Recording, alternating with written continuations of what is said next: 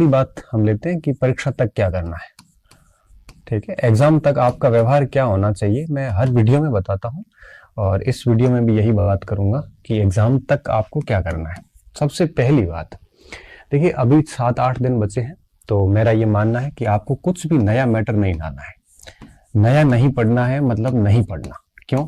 क्योंकि नया पढ़ा हुआ फायदेमंद तभी होता है जब हम उसका 3 से 4 बार ठीक से रिवीजन कर पाते हैं, और रिवीजन आप कर नहीं पाओगे।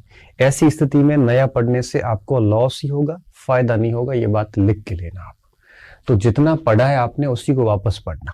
ठीक है, अब मार्केट में आप कोई नई किताब देखते हो, नए टेस्ट पेपर देखते हो या नया कोर्स देखते हो तो बच के रहे। अभी आप सिर्फ और सिर्फ वही कंटेंट वापस देखें जो अब पीछे 4-5-6 महीने में आपने पढ़ा है, उसी को रिवीजन करने का प्रयास करें। तो 10-20 नंबर का अगर इधर उधर होता है तो कोई लोड लेने की आवश्यकता नहीं है। और दूसरी बात, अभी जो टॉपिक छूट गए हैं उसको वापस नहीं देखना है। जो टॉपिक आपने छोड़े थे पहले वो देखने नहीं है, वो छोड़ दें। क्यों छोड़ना? इसलिए है कि अभी अगर उसको करोगे तो डेफिनेटली आप ठीक से नहीं कर पाओगे और 10-20-30 नंबर में कोई ज्यादा फर्क नहीं पड़ता। ठीक है। तीसरी बात, अभी जो 6-7 दिन का समय है इसमें रिवीजन सबसे अधिक करें। अब रिवीजन कैसे करना होता है? लास्ट टाइम में किताब की लाइन टू लाइन नहीं पढ़नी होती है।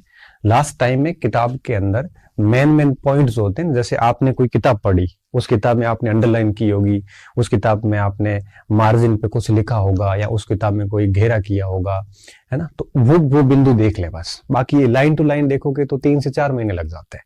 ऐसी कोई ना करें। रिवीजन कैसे करना है, मोटे मोटे पॉइंट्स आपको देख। अब बात आती है मॉडल पेपर्स की। तो मॉडल पेपर की अगर बात आती है तो मैं ये कहूंगा कि इन दोनों में प्राथमिकता आप रिवीजन को दें। ठीक है। फिर भी अगर आपको लगता है कि सारा सिलेबस तैयार है तो फिर आप अगर आधा घंटा 15 मिनट रिवीजन कर लेते हो, सॉरी मॉडल पेपर कर लेते हो तो कोई फर्क नहीं पड़ता। जैसे पढ़ते पढ़ते थक गए तो 5-10 मिनट आपने कोई पुराने पेपर वगैरह टिक कर लिए तो कोई इश्यू नहीं, करना चाहिए। लेकिन 2-2 4-4 घंटे प्रश्न नहीं करने। कोशिश ये करो कि रिवीजन करो और साथ में ऐसे आधा घंटा 10 मिनट 15 मिनट कोई मॉडल प्रश्न आता है सामने तो वो देख लो, इसमें कोई लॉस वाली बात नहीं है। ठीक है। इसके अलावा आप अभी कोई टेस्ट वगैरह ना दें। क्यों? क्योंकि अगर आपका लास्ट टाइम में स्कोर वगैरह कम हो गया तो फिर आप वही तनाव में आ जाओगे, फिर बहुत बुरा फील करोगे। डिप्रेशन में कई बार बच्चे चले जाते हैं, स्ट्रेस आ जाता है, उसको लगने लगता है कि यार मेरी तो तैयारी नहीं है। ऐसी स्थिति आ सकती है। तो बेहतर है कि लास्ट टाइम में टेस्ट ना दें और उसकी बजाय आप 5-10 15-20 प्रश्न देखते रहें। ठीक है।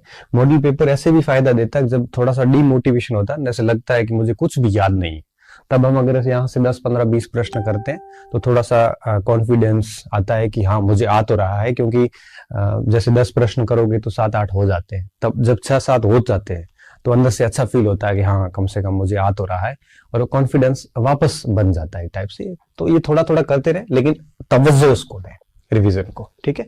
टेस्ट वगैरह ना दें। अब बात आती है विभिन्न चर्चाओं से दूर रहें। ये चर्चाएं जो है ये आपके तनाव का कारण होता है। ठीक है। क्यों? क्योंकि ये जितने भी आप मार्केट में कहीं चाय की थड़ी पे जाओगे या लाइब्रेरी में बैठे हो या फिर दोस्तों के साथ बैठे हो, जनरली चर्चा ये है, कोई कहेगा कि पेपर आउट होते हैं, फिर सिलेक्शन नहीं होंगे, कोई कहेगा कि परीक्षा ही नहीं होगी, कोई कहेगा कि ये होगा वो होगा।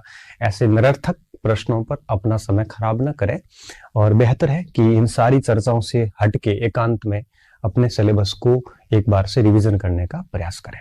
ठीक है। जितनी ज्यादा चर्चाएं करोगे उतना ही आप है वो अननेसेसरी थॉट्स आपके दिमाग में आएंगे, आपकी थॉट प्रोसेस उस हिसाब से चलेगी और फिर आपका ध्यान पढ़ाई पे न रह के दूसरी चीजों पे जाएगा। जब ध्यान दूसरी चीजों पे जाएगा तो आप निश्चित तौर पे पढ़ाई का काम ठीक से कर नहीं पाओगे और तनाव में चले जाओगे।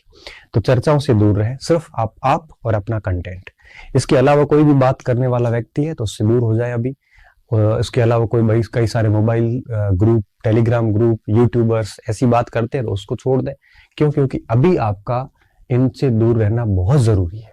ये ही सबसे बड़ा तनाव का कारण होते हैं। ठीक है। इस प्रकार की चर्चाओं से दूर रहें। ये और किसी से कुछ मत पूछें कितनी कट ऑफ रहेगी या क्या कुछ होगा। ऐसा माइंड में कोई कट ऑफ या स्कोर लेके ना जाए कि मुझे इतना स्कोर करना है। स्कोर लेके कभी मत जाए, क्योंकि पेपर कठिन होते हैं तो आपके दिमाग में जो सोचा हुआ स्कोर है वो नहीं हुआ तो आप टेंशन लोगे, ज्यादा करोगे, नेगेटिव मार्किंग होगी। पेपर सरल आ गया तो भी आप सोच के कुछ मत जाए, पहले प्री प्लान्ड कुछ नहीं होना चाहिए, सिर्फ ये होना चाहिए कि पेपर में 100%